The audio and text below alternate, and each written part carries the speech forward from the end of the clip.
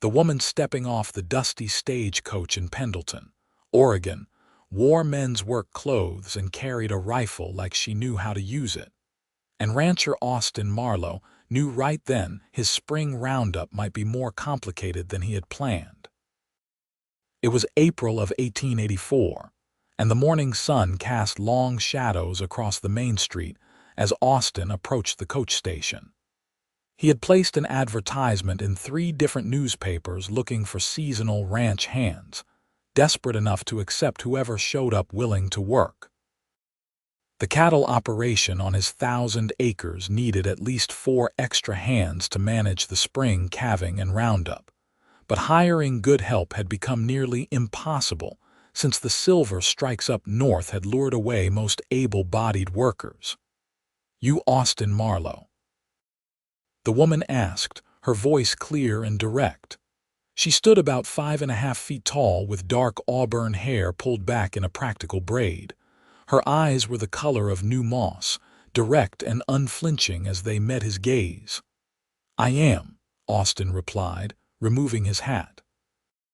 He stood well over 6 feet, broad-shouldered from years of ranch work, with dark hair that touched his collar and eyes the color of aged whiskey. At 27, he had been running the Broken M Ranch alone for 3 years since his father passed. "And you are Rebecca Norton." "I answered your advertisement for seasonal work." She shifted the rifle to her other hand and pulled a folded newspaper clipping from her coat pocket. "Says here you need hands for spring roundup, paying $30 a month plus board. I can rope, ride, and I know cattle. I have worked 3 seasons on a ranch outside of Boise before the owner sold out." Austin studied her carefully, aware of the curious stares from passers-by on the street. Pendleton was a progressive town by some standards, but a woman seeking ranch work still drew attention. "Miss Norton, I appreciate you making the trip, but I was looking for men who can handle the heavy work. Roundup is not easy." "I did not ask if it was easy. I asked if the job was still available." Rebecca's jaw set in a stubborn line. "I can do everything your advertisement listed. I can break horses, mend fence, brand cattle, and I can work from sunup to sundown without complaint. I do not drink, I do not gamble, and I do not cause trouble." "Can you say the same for most men who would answer that advertisement?" A fair point, Austin had to admit. The last 2 hands he had hired had stolen a bottle of whiskey from his pantry and left in the middle of the night, taking one of his horses with them. "You have references." Rebecca pulled a leather portfolio from her travel bag and handed him 3 letters. Austin read them carefully. Each one praised her work ethic, her skill with animals, and her reliability. One rancher had written that he was sorry to see her go and would rehire her in a heartbeat if his circumstances changed. "These are good references," Austin admitted, "but I only have a bunkhouse for the hands. No separate accommodations. I will sleep in the barn if needed. I am not particular." Rebecca's expression remained steady, but Austin caught a flicker of something in her eyes. Desperation, maybe, or determination. Probably both. He should say no. It would be easier, less complicated. But the truth was he needed help badly, and she seemed capable. Against his better judgment, he found himself nodding. 1 season. Spring roundup through summer haying. If you cannot keep up with the work, you are gone. I will pay you the same as any hand, but I expect the same output. For the first time, Rebecca's stern expression softened slightly. "You will not regret this, Mr. Marlowe." "We will see about that," Austin replied, though not unkindly. "Grab your things. The ranch is an hour's ride north." The Broken M Ranch spread across a fertile valley where the Umatilla River wound through grassland and stands of ponderosa pine. Austin had grown up on this land, learned to ride and rope before he could properly write his own name. His father had built the main house from local timber, a solid 2-story structure with a wide porch that faced the mountains. The bunkhouse, barn, and various outbuildings clustered nearby, all showing signs of hard use but good maintenance. 3 other hands had already arrived and settled into the bunkhouse. Austin introduced Rebecca to them as they gathered outside the barn that evening. There was Charlie, a grizzled cowboy in his 50s who had worked more ranches than he could count. Tom, barely 20, eager and strong but still learning. And Samuel, a quiet black man in his 30s who had come west after the war and proven himself one of the best horsemen Austin had ever seen. The men's reactions varied. Charlie looked skeptical but kept his thoughts to himself. Tom seemed flustered, clearly unused to working alongside a woman. Samuel simply nodded a greeting and went back to checking his tack, unbothered by the change in plans. "Miss Norton will be working the season with us," Austin announced. "She has good references and experience. I expect everyone to treat her with respect and focus on the work. We have about 500 head to round up, calves to brand, and then the whole operation to move to summer pasture." Questions? Nobody spoke up, though Austin caught the looks exchanged between Charlie and Tom. "Good. We start at dawn. Miss Norton, you can take the small tack room off the barn for your quarters. It has a door that locks and a window. I will have Tom help you move a cot and some blankets out there." "Thank you," Rebecca said simply. She did not smile, but some of the tension in her shoulders eased. That first night, Austin sat on his porch and wondered what he had gotten himself into. Hiring a woman for ranch work would cause talk in town, but that did not bother him much. What concerned him was the upcoming months of hard, dangerous work. Despite her confident manner and good references, he worried about her safety. Cattle could be unpredictable. Horses could throw even experienced riders, and the work itself would test anyone's limits. But when dawn broke cold and clear the next morning, Rebecca was already in the barn saddling her horse when Austin arrived. She had changed into work denims and a sturdy canvas coat, her hair still in that practical braid. She moved around her horse with easy competence, checking the cinch and adjusting the stirrups. "Morning," Austin said, filling a bucket with oats for his own mount. "Morning." Rebecca led her horse, a sturdy bay gelding she had bought in town the previous afternoon, out into the yard. "What is the plan for today?" "We will ride out to the south pasture and start gathering cattle, move them toward the main holding pens. It is a long day in the saddle. I am ready." And she was. As the crew rode out into the breaking dawn, Rebecca kept pace without difficulty. When they began working the cattle, she showed the skill she had claimed, cutting out strays and pushing them toward the group with practiced efficiency. Her horse responded well to her commands, and she sat the saddle like she had been born to it. By midday, even Charlie seemed grudgingly impressed. "Girl knows her way around a cow," he commented to Austin as they paused to water the horses. "I will give her that." The days fell into a rhythm over the following weeks. The crew would rise before dawn, grab a quick breakfast of coffee and whatever Austin or Samuel had prepared the night before, then ride out to continue the roundup. The work was exhausting, dusty, and sometimes dangerous. They dealt with ornery bulls, protective mother cows, and the constant challenge of moving hundreds of animals across rough terrain. Rebecca never complained. She took her share of the hard tasks without comment, whether it was wrestling a calf for branding or spending hours mending fence line in the hot sun. She proved herself capable with a rope, accurately lassoing calves for marking. Her skill with horses also became evident when a young mare went lame, and Rebecca spent an entire evening carefully wrapping and treating the injury, her hands gentle but sure. Austin found himself watching her more than he should.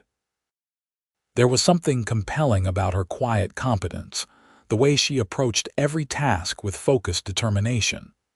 She rarely spoke unless necessary, but when she did, her words carried weight. She had a sharp mind and often saw solutions to problems that the others missed. One evening, about a month into the season, a spring storm rolled in with little warning. The crew was miles from the ranch, having pushed a large group of cattle toward the summer pasture. Lightning cracked across the darkening sky, and thunder boomed loud enough to make the horses nervous. "We need to settle these cattle before the storm hits full force, or they will scatter to kingdom come," Austin called out over the rising wind. "Circle around, keep them calm." But one lightning strike landed too close, hitting a tall pine with an explosive crack. The cattle spooked, breaking into a panicked run. A stampede in rough country could be deadly, for both the animals and anyone who got in their way. "Spread out," Austin shouted. "Try to turn the leaders." The next few minutes were chaos. Austin rode hard, trying to get ahead of the stampeding herd, but they were moving too fast. He saw Rebecca on his left, pushing her horse to its limits, angling to cut off the lead animals. It was dangerous, possibly reckless, but if she could turn them, the rest might follow. She made it to the front of the stampede and fired her rifle into the air twice. The sharp cracks, different from the thunder, startled the lead steers enough to make them veer right. Rebecca kept firing, spacing her shots, forcing the animals to turn. Gradually, the stampede began to circle, the cattle slowing as they ran into their own ranks. Austin reached her position just as the storm broke in earnest, rain coming down in sheets. "That was some riding," he called over the downpour. "Just doing my job," Rebecca called back, but he caught a flash of something in her expression. Pride, maybe, or satisfaction at having proven herself once again. They got the cattle settled and made a wet, miserable camp under a rock overhang.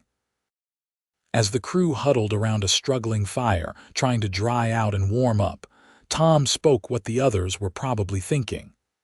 "That was quick thinking out there, Miss Norton. You probably saved us from losing half the herd. And possibly saved some of our necks too," Samuel added quietly. "Those cattle would have run straight off the ridge if you had not turned them."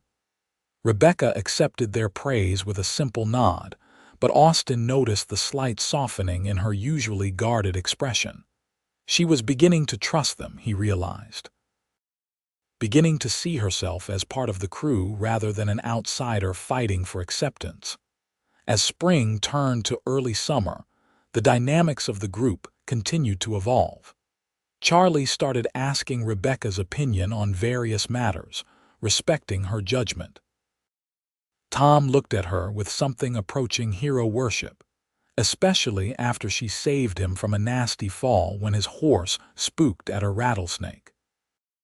Samuel and Rebecca developed an easy camaraderie, often working together on the more delicate tasks that required patience and a gentle hand with the animals. And Austin found himself drawn to her in ways that went beyond simple respect for her work ethic. He noticed things he should not notice, like the way the evening light caught the auburn in her hair, or how her rare smiles transformed her serious face into something luminous. He found excuses to work alongside her, to hear her thoughts on ranch management and livestock care. She had good instincts and often saw things from a different perspective that helped him solve problems he had been wrestling with alone. One evening in late June, after a long day moving cattle to the high summer pasture, Austin and Rebecca ended up alone at the camp. The other hands had ridden ahead to scout the next section of trail, leaving them to bring up a small group of stragglers. They sat by the fire as dusk settled over the mountains, the cattle settled and quiet nearby. Rebecca was mending a tear in her coat, her hand steady with the needle. Austin was supposed to be checking the supply list for their next trip to town, but he kept getting distracted. "Can I ask you something?" he said finally. Rebecca looked up from her sewing. "Go ahead." Why did you come west? What made you choose this kind of work?" She was quiet for a long moment, her fingers pausing in their work. "My father had a small ranch in Iowa. Nothing like this, just a few dozen head. He taught me everything about cattle and horses because I was the only child and he needed the help. My mother died when I was young." "I am sorry," Austin said quietly. Rebecca nodded acknowledgement and continued. "When I was 20, my father died too. Heart gave out during a hard winter. The bank took the ranch for debts I did not know he had accumulated. I tried to find work in town, but the only jobs available for a woman were as a seamstress or in a boarding house. The pay was barely enough to survive." She picked up her sewing again, her voice steady but carrying an undercurrent of old anger. "A man I knew from town, a widower twice my age, offered to marry me. Said he would take care of me, give me security. But I could see what that life would be. I would be more of a servant than a wife, expected to be grateful for scraps of affection and whatever he decided to provide." "So you left," Austin said. "I sold everything I still owned, bought a horse and a rifle, and headed west. I figured if I was going to work myself to the bone anyway, I might as well do work I knew and understood. At least with cattle, you know where you stand." She tied off her thread and bit it clean. "I have been moving from ranch to ranch for 3 years now. Some places were better than others. Most owners would not hire me at all. You are one of the few who gave me a chance." Austin felt a surge of anger at the unfairness of her situation, followed by a deeper respect for her resilience. "You are one of the best hands I have ever had," he said honestly. "I was skeptical when you first showed up, I will admit, but you have proven yourself 10 times over. I would be lucky to have you stay on past the season." Rebecca looked at him with surprise. "You want me to stay? Past summer, if you are willing. The work does not stop with haying season. Fall roundup, winter feeding, spring calving starts the whole cycle again. I could use someone with your skills year-round." He paused, suddenly uncertain. "Unless you prefer to keep moving." "I am tired of moving," Rebecca admitted softly. "I am tired of proving myself over and over, of never having a place that feels like home. But I learned not to count on anything permanent." "Count on this," Austin said, meeting her eyes across the firelight. "You have a place here as long as you want it, not as a favor but because you have earned it." Something shifted in that moment, a connection forming that went deeper than employer and employee. Rebecca held his gaze, and Austin felt his heart beat faster.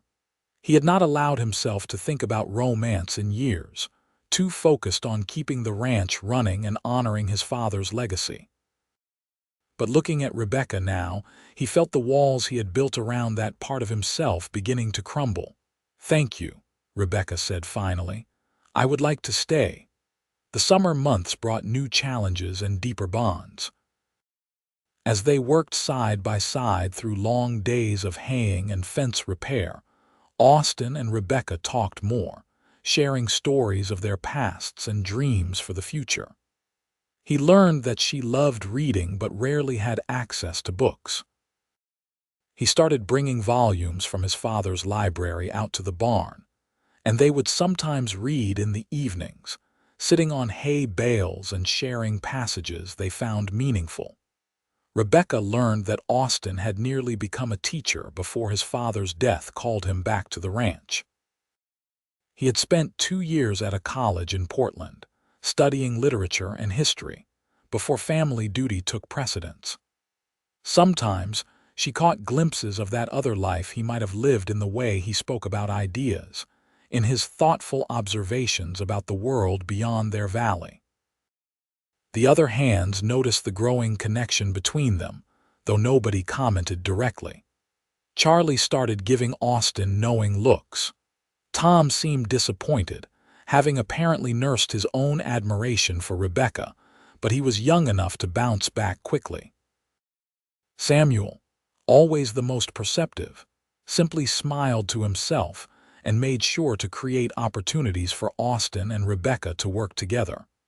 In late July, Austin made a trip to Pendleton for supplies and came back with a package he delivered to Rebecca that evening. She unwrapped it to find 3 books, a collection of poetry, a novel by Charles Dickens, and a volume about animal husbandry and modern ranching techniques.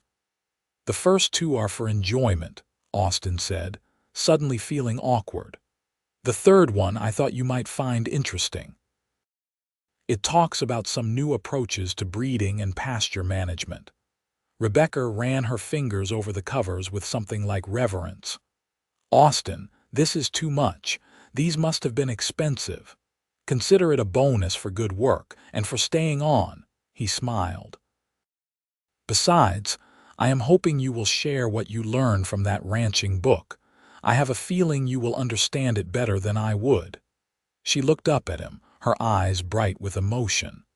"Nobody has ever given me such a thoughtful gift. Thank you."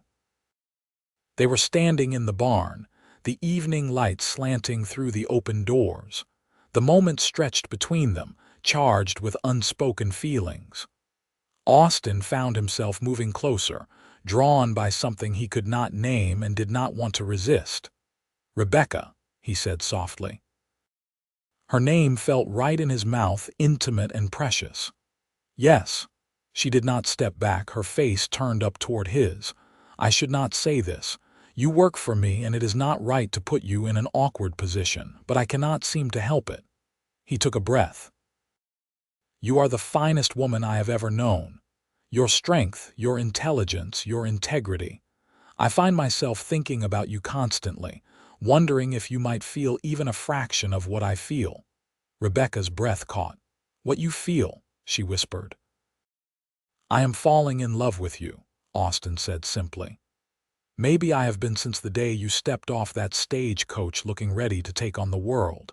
I know this complicates everything, and if you do not feel the same, we can forget I ever said anything.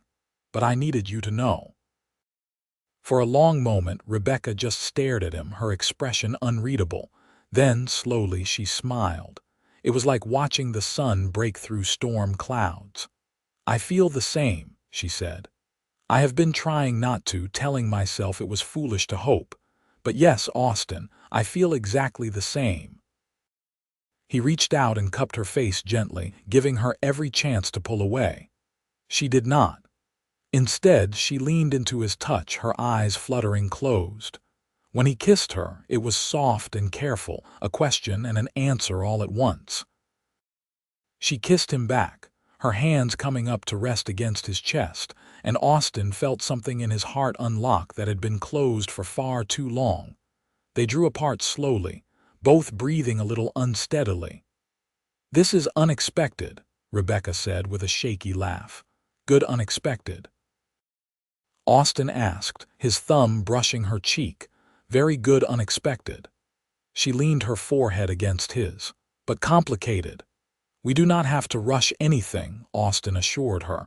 "We can take our time, figure this out together. I just needed you to know how I feel.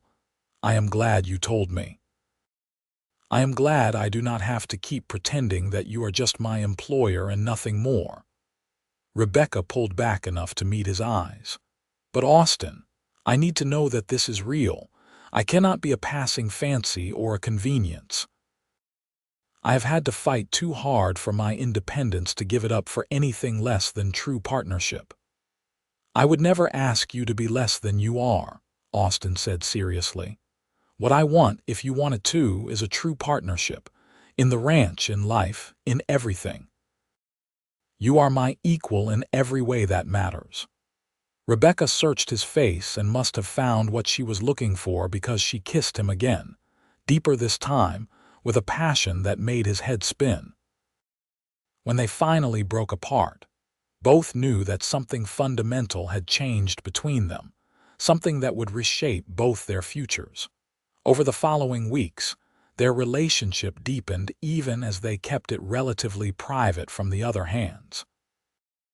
They were not hiding exactly, but they wanted time to explore these new feelings without the scrutiny and speculation that would inevitably come. They stole moments together when they could, conversations that lasted long into the night, stolen kisses in the barn or out on the range when they were alone. Rebecca bloomed under the attention and affection, becoming more open and expressive. Austin saw her laugh more, saw her let down her guard and show the softer side she usually kept hidden.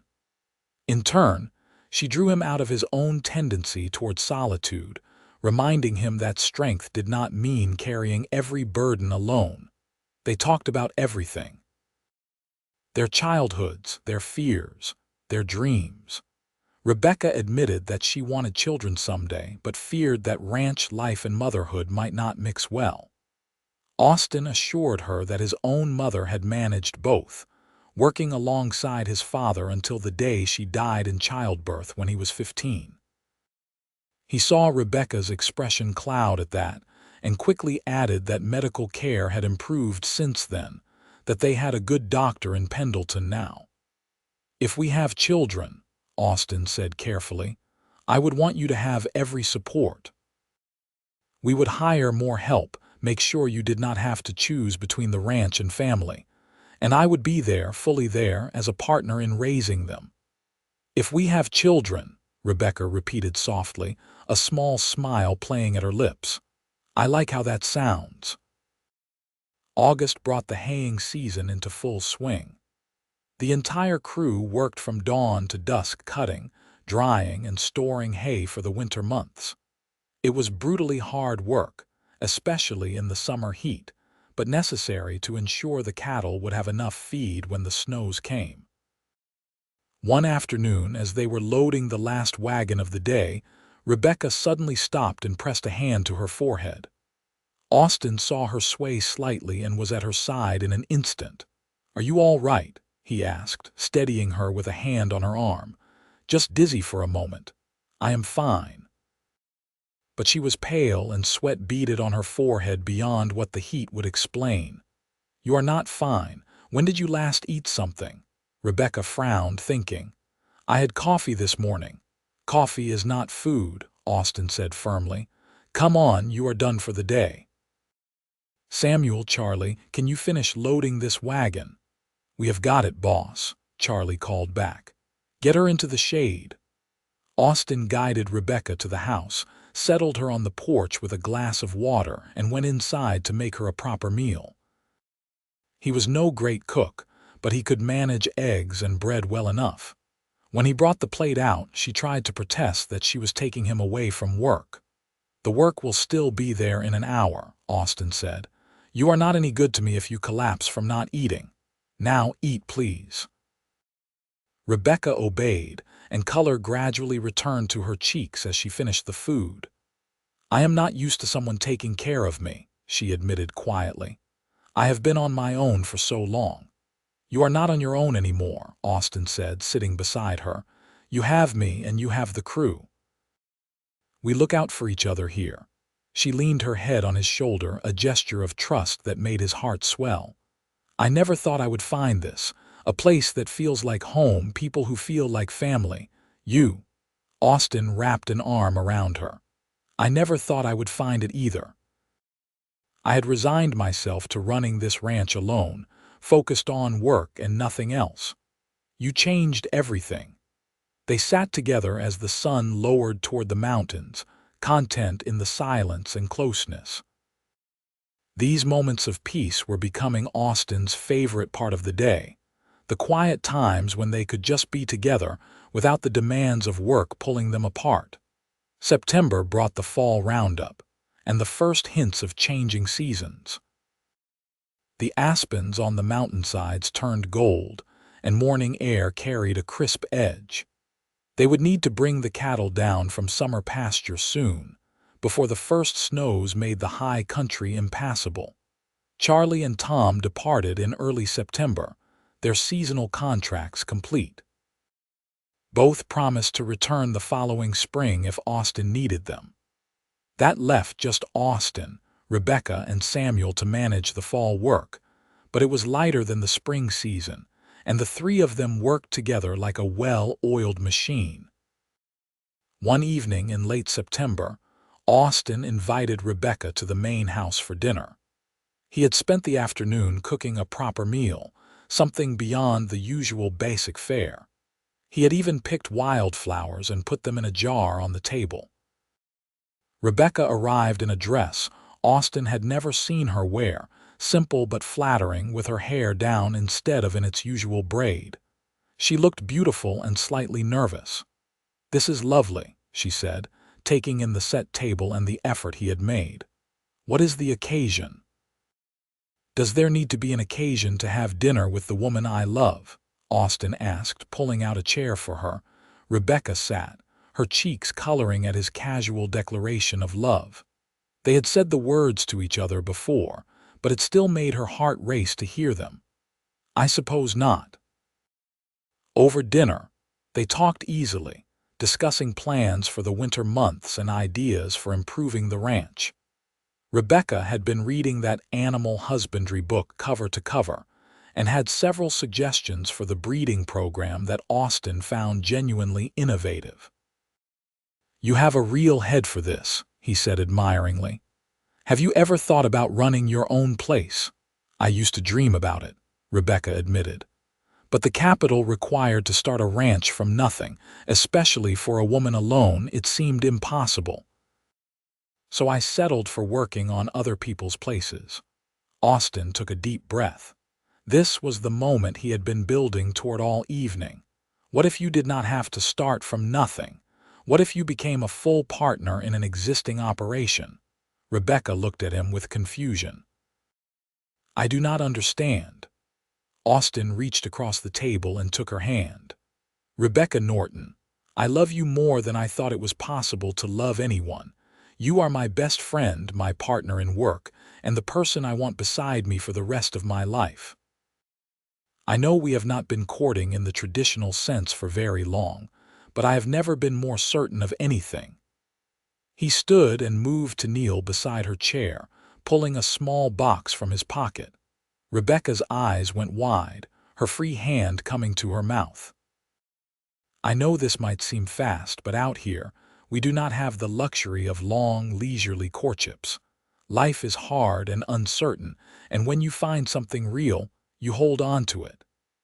He opened the box to reveal a simple gold band with a small sapphire. "This was my mother's ring. My father gave it to her when they married, and she wore it every day until she died. I would be honored if you would wear it now as my wife." Tears spilled down Rebecca's cheeks.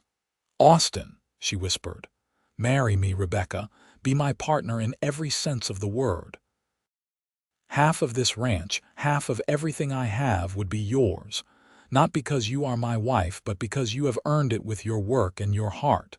We will build this life together as equals." "Yes," Rebecca said, her voice choked with emotion. "Yes, of course, yes." Austin slid the ring onto her finger, and it fit as though it had been made for her. Then he stood and pulled her into his arms, kissing her deeply while she laughed and cried at the same time. "I never thought I could have this," she said against his chest.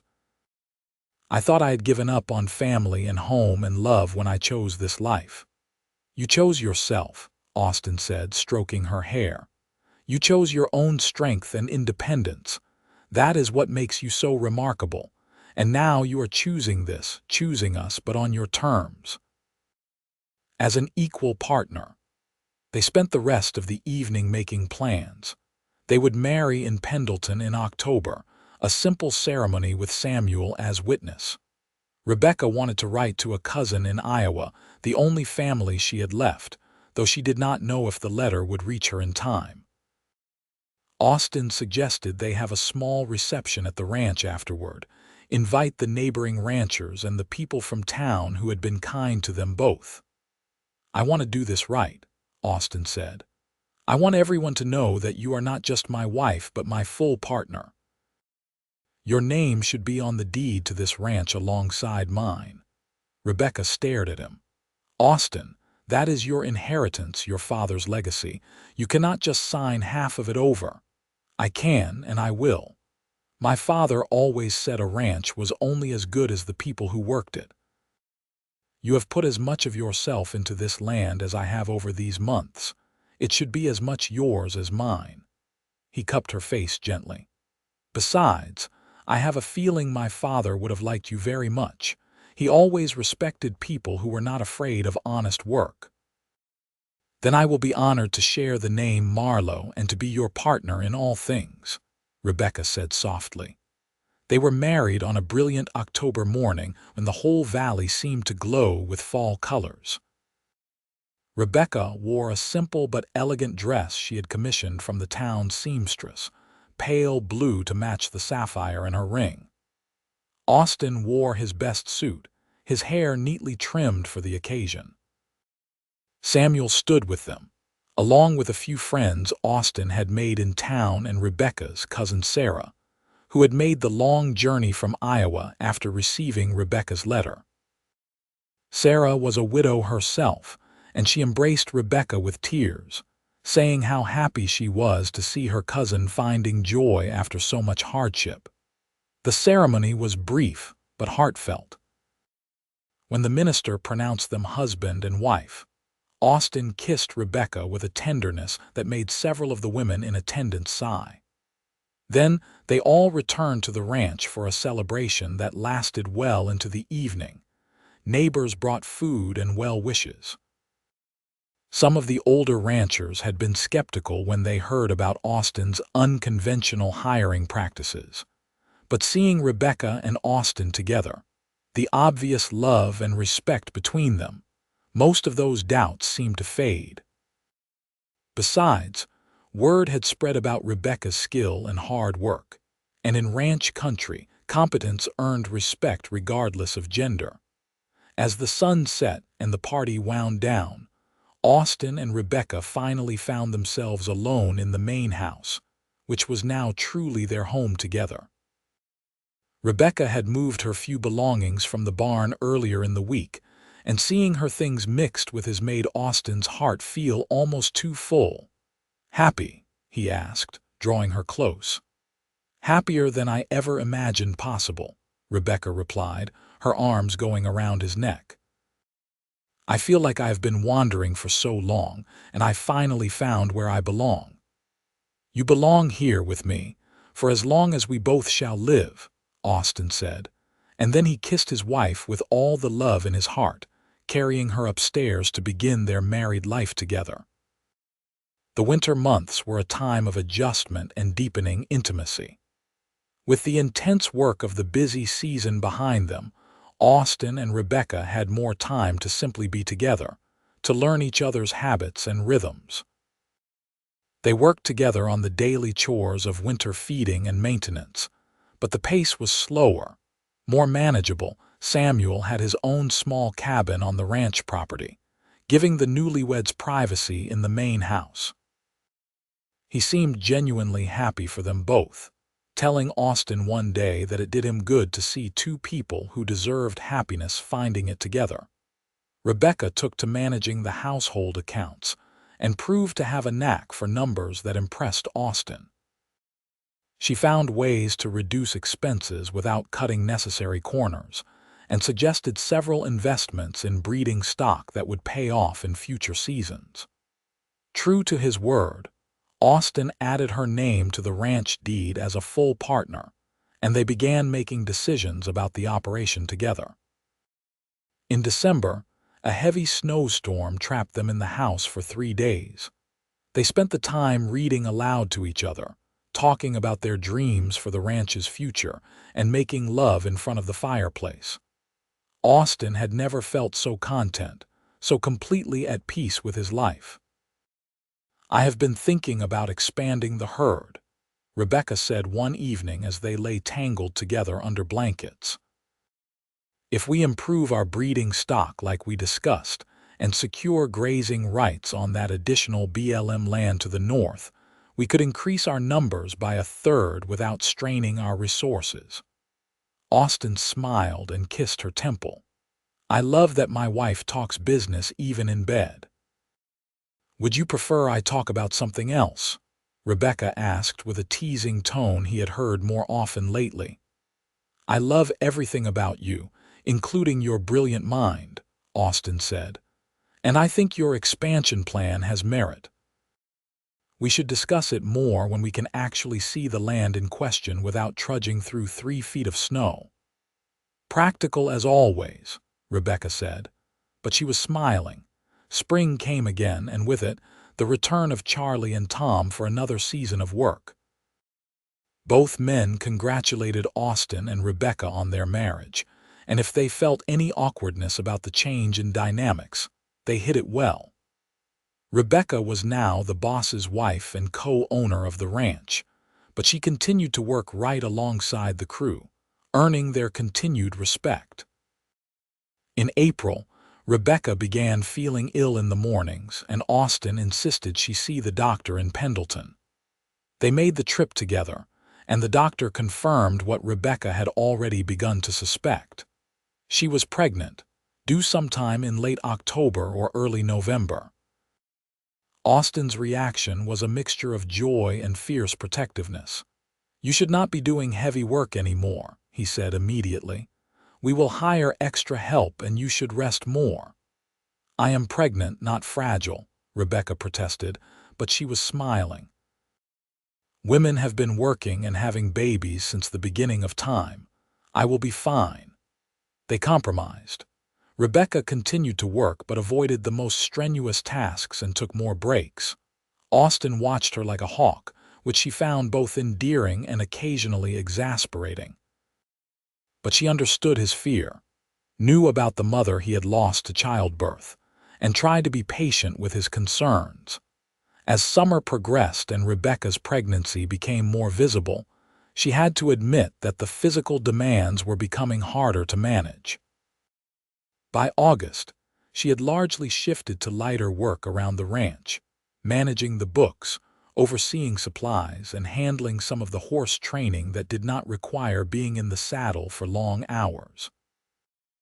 Austin made sure she saw the doctor regularly, and each time they received reassurance that both mother and baby were healthy, he relaxed a little more.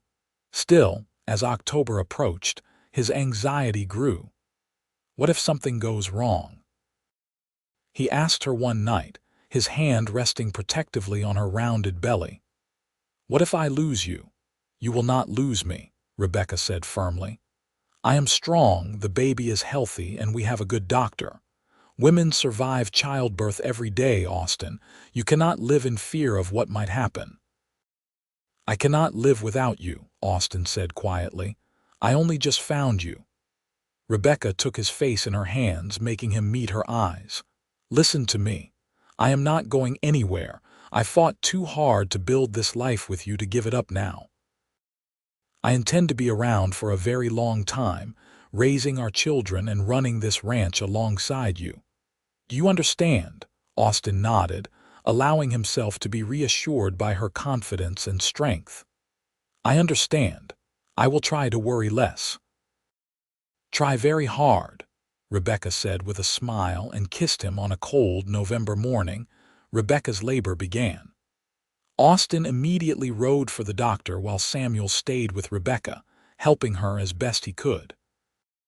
The doctor arrived within 2 hours, and Austin was banished to the living room where he paced and worried and drove Samuel to distraction with his nervous energy. The labor lasted through the afternoon and into the evening. Every cry of pain from upstairs made Austin flinch, and he prayed more fervently than he had since his father's death. "Please let them both be all right. Please do not take her from me." Finally, as the sun was setting, he heard a new sound. A baby's cry, thin and indignant. Austin froze, listening. Then he heard Rebecca's voice, tired but strong, saying something he could not make out. The doctor appeared at the top of the stairs, smiling. "Congratulations, Mr. Marlowe. You have a healthy son and your wife is doing well. You can come up now." Austin took the stairs 2 at a time. He found Rebecca propped up in their bed, exhausted but radiant, holding a tiny bundle wrapped in blankets. She looked up at him with such love and pride that it nearly brought him to his knees. "Come meet your son," she said softly. Austin approached almost reverently and looked down at the baby in her arms.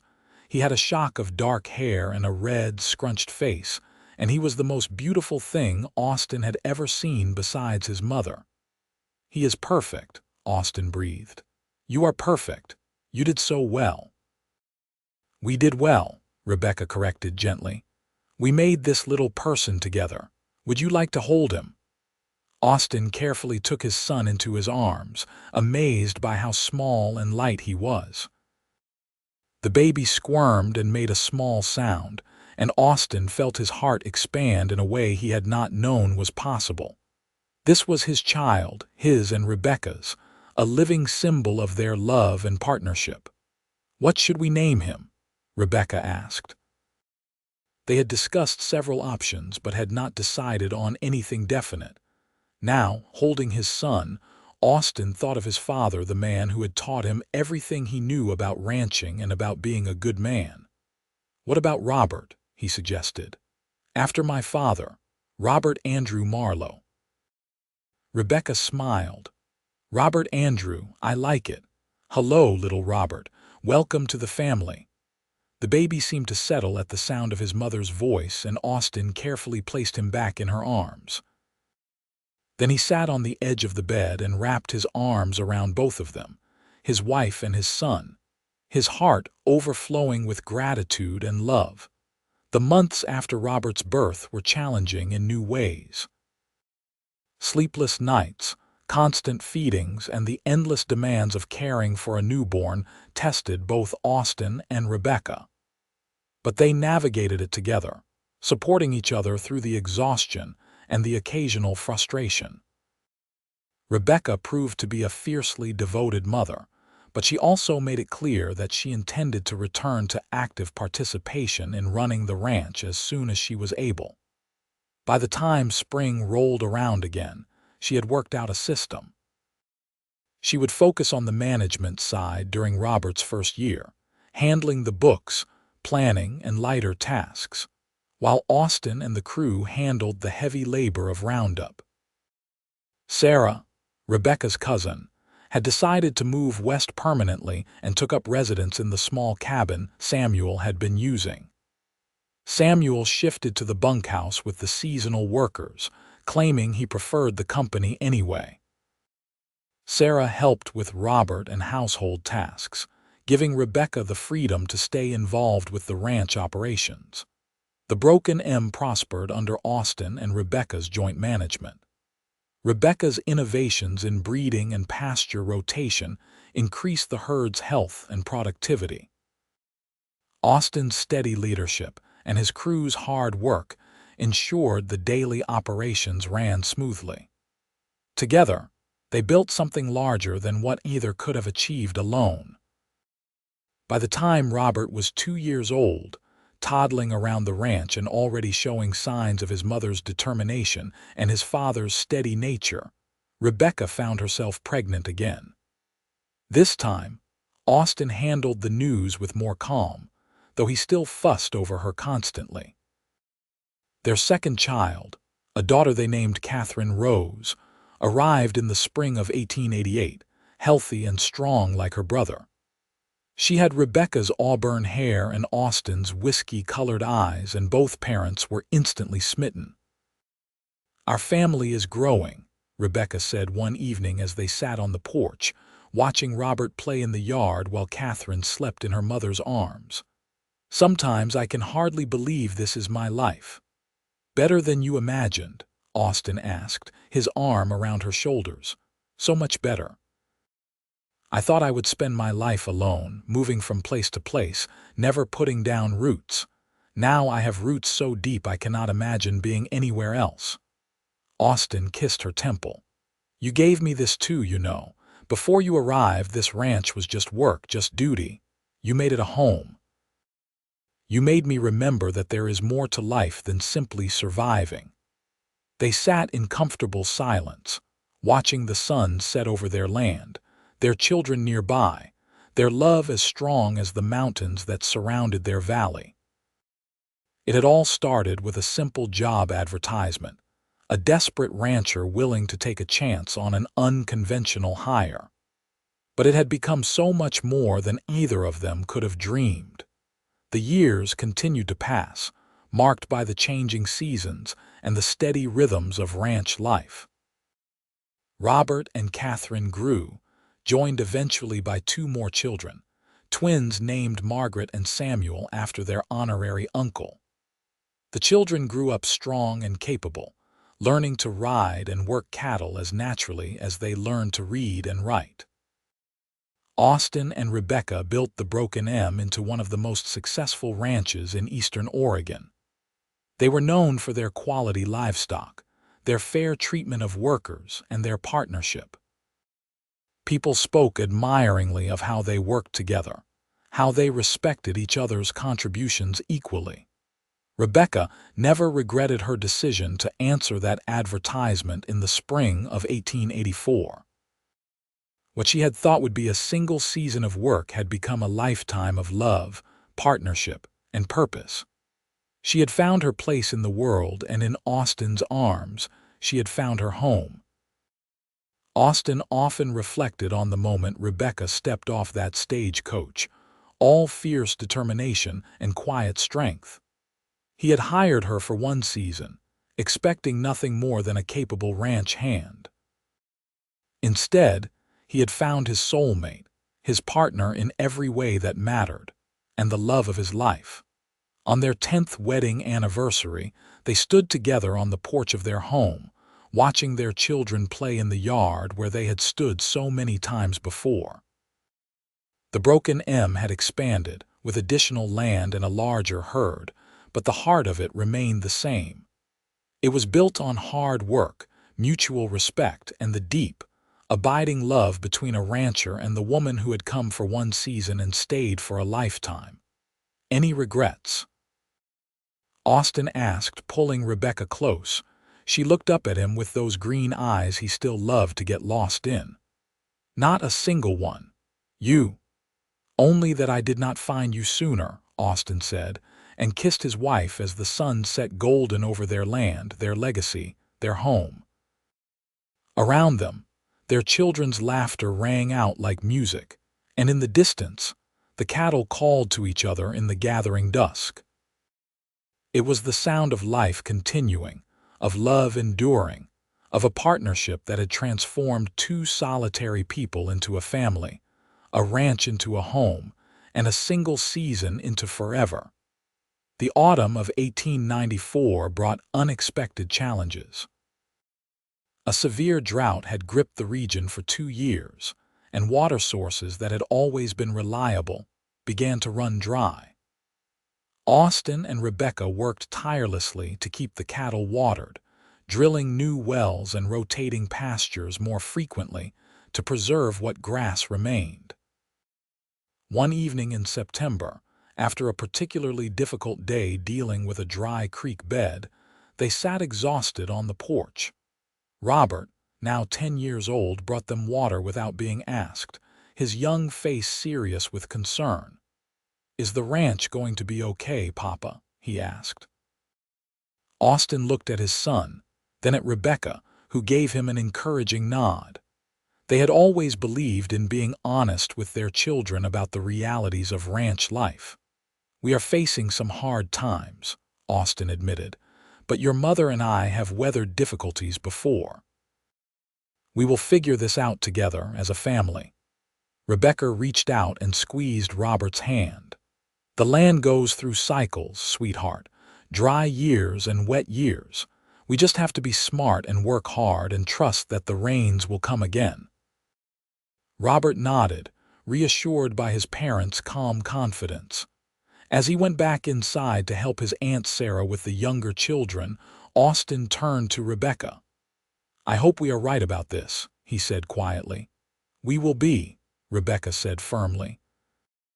"We have savings, we have good stock, and we have each other. We have survived worse than a drought." And they did survive it. Through careful management and some difficult decisions, including selling off part of the herd to reduce strain on resources, they kept the ranch viable. When the rains finally returned in the spring of 1895, they were leaner but intact, and the lessons learned from those hard years made them even more resilient. As their children grew into teenagers, both Austin and Rebecca made sure to teach them everything about running the ranch. Robert showed a natural aptitude for the work and a level head that reminded Austin of his own father. Catherine had her mother's sharp mind for numbers and strategy, often surprising them with innovative solutions to problems. The twins, Margaret and Samuel, were only 8 but already showing their own distinct personalities. Margaret was fearless, always the first to volunteer for any task, no matter how challenging. Young Samuel was quieter, thoughtful, with a gentle way with animals that reminded everyone of his namesake. Samuel, their longtime friend and ranch hand, had become family in every way that mattered. He had been there for Robert's birth, had taught all the children to ride, and was a constant, steady presence in their lives. Now in his 50s, he had slowed down a bit, but his wisdom and experience were invaluable. One spring evening in 1896, Samuel asked to speak with Austin and Rebecca privately. They sat in the kitchen, and Samuel seemed uncharacteristically nervous. "I have something to tell you both," he began. "You have been more than employers to me. You have been family. This ranch has been my home for 12 years now, and I am grateful for every day of it." "Samuel, you are family," Rebecca said warmly. "You know that." "I do, and that is why I wanted to tell you this myself. I have been corresponding with my sister back in Missouri. She is a widow now, and she has asked me to come help her with her farm. Her children are young, and she is struggling on her own." Austin felt a pang of loss but understood immediately. "You need to go to her," Samuel nodded. "Family needs me, but it pains me to leave you all. This place, these children, watching them grow, you two building something so beautiful together, it has been the honor of my life to be part of it." Rebecca's eyes filled with tears. "We will miss you terribly, but of course you must go to your sister. She needs you." They spent Samuel's last weeks preparing his replacement, a young man named James who came with good recommendations. They also threw Samuel a farewell party that included half the county. People came from miles around to wish him well, a testament to the respect and affection he had earned over the years. On the day Samuel left, all 4 children hugged him fiercely. Young Samuel, his namesake, cried openly. "I do not want you to go, Uncle Samuel." "I know, little man," Samuel said, kneeling to the boy's level. "But sometimes we have to do hard things for the people we love. You understand that, do not you? You have seen your parents do hard things for this ranch, for each other, for you children." The boy nodded, wiping his eyes. "Will you write to us? Every month, I promise. And you write back and tell me all about how you are growing up strong and smart."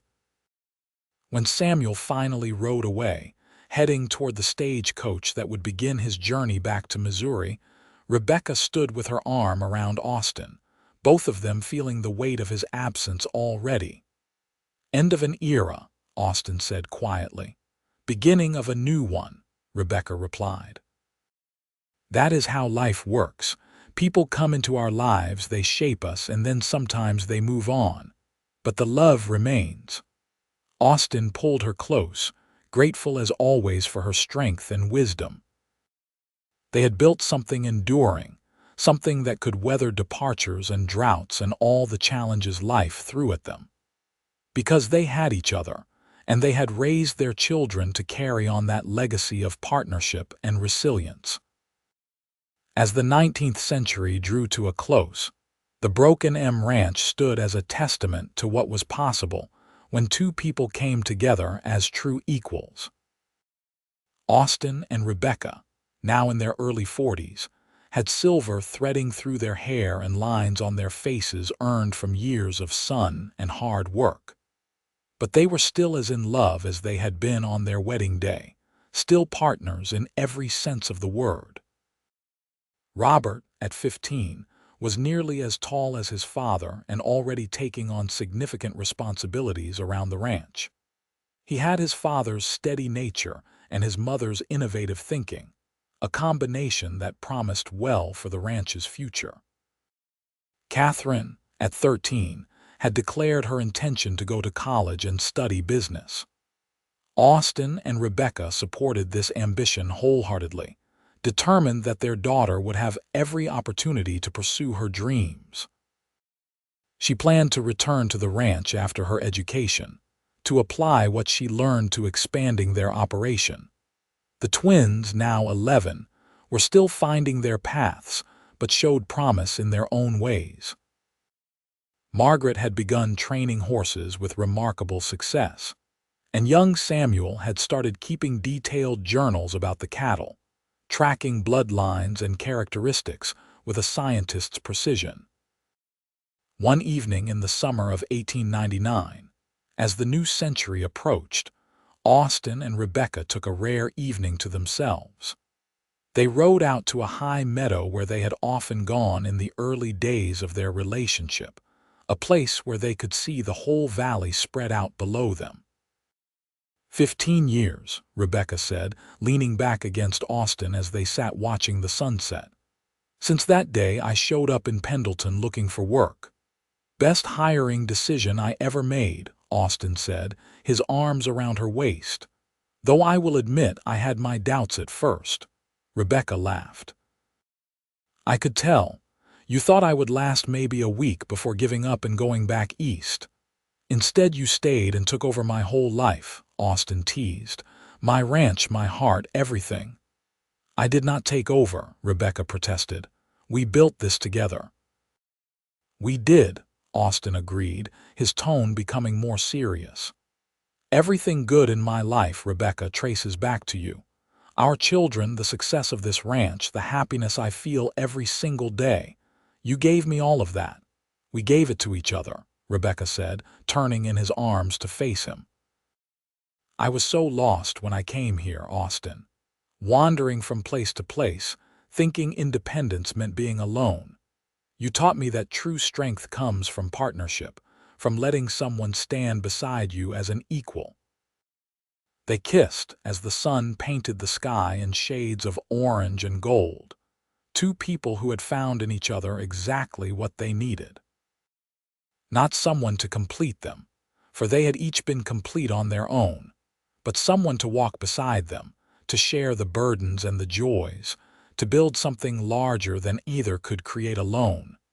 As the 20th century dawned, the Broken M Ranch entered a new era. Modern innovations were changing ranching, and Rebecca, always eager to learn and adapt, studied new techniques in breeding, land management, and business practices. Austin focused on maintaining the quality of their operation while expanding strategically, always careful not to overextend. They had become respected figures in the community, known not just for their successful ranch, but for their advocacy for fair labor practices and their support of education. Rebecca, in particular, had become a voice for women's property rights, speaking at regional meetings about the importance of legal protections for married women's assets. She never would have had the confidence to do that when we first met, Austin commented to Sarah one day, watching Rebecca speak to a group of ranch wives about financial planning. She always had it in her, Sarah replied. She just needed someone who believed in her enough to let it flourish. You gave her that, Austin. In 1902, Catherine left for college in Portland, the first in their family to pursue higher education. Rebecca wept as the stagecoach pulled away, though she was fiercely proud. Austin held her, understanding the complicated emotions of watching a child step out into the world. She will come back, he assured Rebecca. We raised her to love this land, this life. She is just spreading her wings for a bit. And Catherine did come back, 3 years later, with a degree in business and a head full of ideas for modernizing the ranch's operations.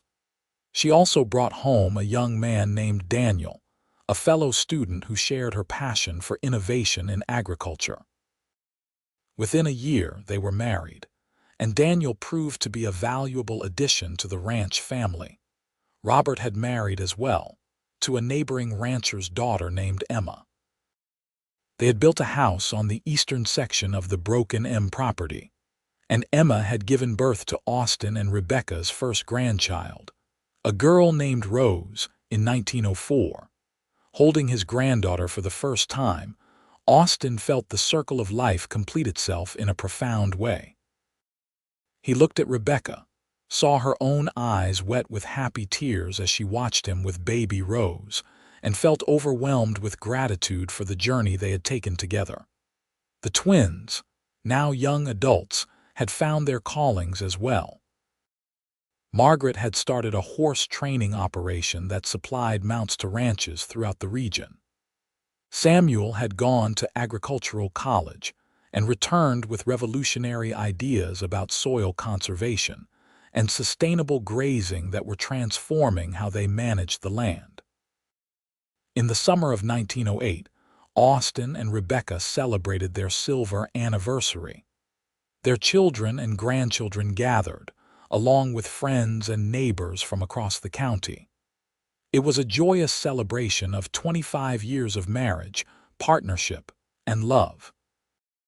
As Austin danced with Rebecca under strings of lanterns hung in the yard, he reflected on the improbable journey that had brought them to this moment. If someone had told him back in 1884 that the unconventional woman stepping off the stagecoach would become his wife, his partner, and the mother of his children, he would have thought them mad.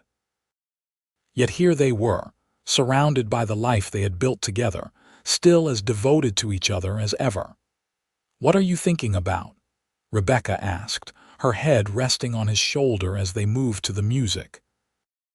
"About how you hired on for one season and ended up staying for a lifetime," Austin said. "About how I got so much more than a ranch hand that day. I got everything." Rebecca lifted her head to look at him, her eyes still that beautiful moss green, though now framed by laugh lines and the marks of a life well lived. "I got everything too. A home, a family, a partner who sees me as an equal. Love that has grown deeper every year. I could never have imagined such happiness. Here is to the next 25 years, Austin said, kissing her softly. And beyond, Rebecca added, until the very end, side by side. They continued to dance as the stars came out overhead, their children and grandchildren watching with warm smiles. Everyone there knew the story of how Austin and Rebecca had met, how an unconventional hiring decision had led to one of the great love stories of their community. It was a tale told and retold, an inspiration to anyone who heard it. The years continued their steady march. Austin and Rebecca grew older, gradually stepping back from the daily operations of the ranch as their children took over more responsibilities. But they remained active participants, advisors, and the heart of the family that had grown to include sons and daughters-in-law, and an ever-growing number of grandchildren. In 1915, on a warm spring morning much like the one when they had first met, Austin and Rebecca sat on their porch watching the ranch come to life with the new day. Robert was out with the crew, preparing for spring roundup. Catherine was in the office, managing the increasingly complex business side of the operation. The twins were each pursuing their specialties, contributing to the ranch's continued success and growth. "We did well," Austin said, reaching over to take Rebecca's hand. His hair was silver now, his face weathered by decades of sun and wind, but his eyes still lit up when he looked at her. "We did," Rebecca agreed. Her auburn hair had gone gray, but her spirit remained as strong as ever. "We took a chance on each other and we built something beautiful." "More than beautiful," Something enduring. Look at our children, our grandchildren. They will carry on what we started, but they will make it their own too. That is how it should be. Rebecca squeezed his hand. Do you remember what you said when you proposed? That you wanted a true partnership, that we would be equals in everything. I remember every word, Austin said. We achieved that, not just in the ranch, but in our marriage and how we raised our children. We showed them what partnership looks like, what it means to respect and support each other completely. That is your legacy, Austin said. Not just the success of this ranch, but the example we set. Our children and grandchildren will carry that forward. They sat in comfortable silence, hands clasped, watching the sun climb higher in the sky. The broken M stretched out before them, green and thriving, home to 3 generations now. In the distance, they could hear the cattle and the shouts of the crew beginning their work. Closer by, their grandchildren's laughter drifted from the main yard where they were playing. I love you, Rebecca Marlowe, Austin said softly. From that first moment when you stepped off the stagecoach looking ready to take on the world, to this moment right now. Every single day in between. You are the greatest blessing of my life. And you are mine, Rebecca replied, her voice thick with emotion. You saw me for who I truly was, not who society said I should be. You gave me partnership, respect, love, and freedom to be myself. You gave me everything. As they sat together, a gentle breeze swept across the valley, carrying with it the scent of grass and earth and the promise of another season beginning. Austin and Rebecca had lived through droughts and floods, economic downturns and booms, personal losses and tremendous joys. Through it all, their love had remained constant, a foundation upon which everything else was built. The story that had begun with a simple job advertisement had grown into something far greater than either could have imagined. A woman hired for one season had indeed stayed for a lifetime, not as an employee but as a partner, a wife, a mother, a grandmother, and the co-architect of a legacy that would endure for generations. As the morning sun warmed their faces and their hands remained clasped together, Austin and Rebecca knew that whatever time they had left, they would face it as they had faced everything else, together, as equals, in love and partnership until the very end.